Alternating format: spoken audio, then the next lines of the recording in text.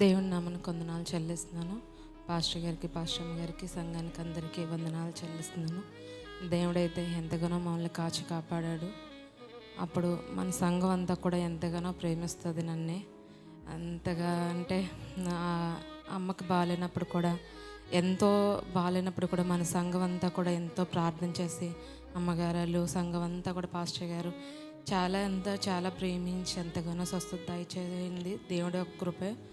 అలాగే మొన్న నాన్న అప్పుడు చనిపోయినప్పుడు కూడా మన స్త్రీల కొడుకు వాళ్ళు అందరూ వచ్చి ఎంతగానో, ఇంకా పెద్దలందరూ కూడా వచ్చి ఎంతగానో ప్రేమించి, ఎంతగానో తండ్రి లేకపోయినా తండ్రిలాగా మాకు అందరూ కూడా ఎంతో సహాయంగా తోడున్నారు. దాన్ని బట్టి దేవుని అంటే చుట్టాలు బంధువులు ఎవరో ఇది లేకపోయినా మన సంఘం అంతా కూడా ఎంతగానో ప్రేమించి ఎంతగానో ఇదైంది. దాన్ని బట్టి వందనాలు చెల్లిస్తున్నాను.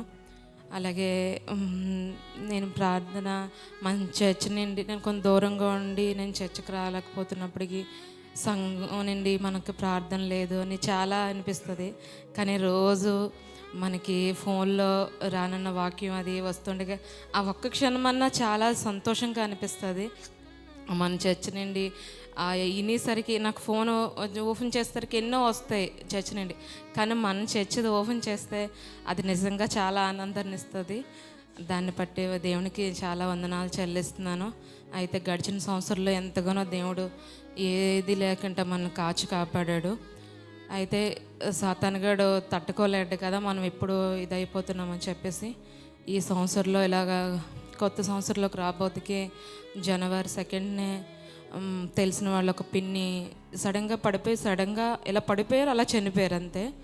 ఇంకా దేవుడు ఏదో ఒక శోధనలు పెట్టాలని మొన్న 2వ నెలలో కూడా మా ఆయన ఇలా బండి మీద వెళ్తూ సడన్గా కుక్క అడ్డం వచ్చేస్తే మొత్తం దెబ్బలన్నీ తగిలేసే చేతులకి కాళ్ళకిని.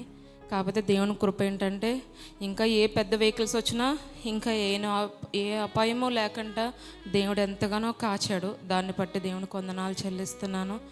అలాగే ఆ 2వ నెల అయిందంటే ఇప్పుడు 3వ నెలలో అయ్యేసరికి ఈ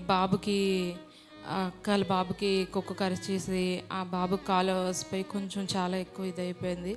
అంటే దేవుడు ఏంటంటే ఎక్కడైతే దేవుడికి దగ్గర అయిపోతామో అన్న భయంతో సాతానుగాడు ఏదో ఒక శోధనలు పెడుతూ మనల్ని దూరం చేయాలని చూస్తూ ఉంటాడు ఎప్పుడు కూడా. కానీ అయినప్పటికీ కూడా దేవుడు ఎంతగానో మా చెయ్యి వెడకంట ఎంతగానో కాచి కాపాడాడు. దాన్ని బట్టి వందనాలు చెల్లిస్తున్నాను. మా కుటుంబం కొరకు ప్రార్థన చేయండి. అలాగే ఆ పాప ఇంటర్ ఎగ్జామ్ రాసింది, తన రిజల్ట్ కోసం కూడా మంచిగా రావాలని ప్రార్థన చేయండి. దేవుళ్ళలో మేము ఎక్కడ పడిపోకుండా దేవుళ్ళలో తోడుగా ఉండి మేము ఇంకా ఎదగాలని, దేవుళ్ళలో బలపడవాలని మా కొరకు ప్రార్థన చేయమని ఈ చిన్న సాక్ష్యం దేవుడు దీవించును గాక.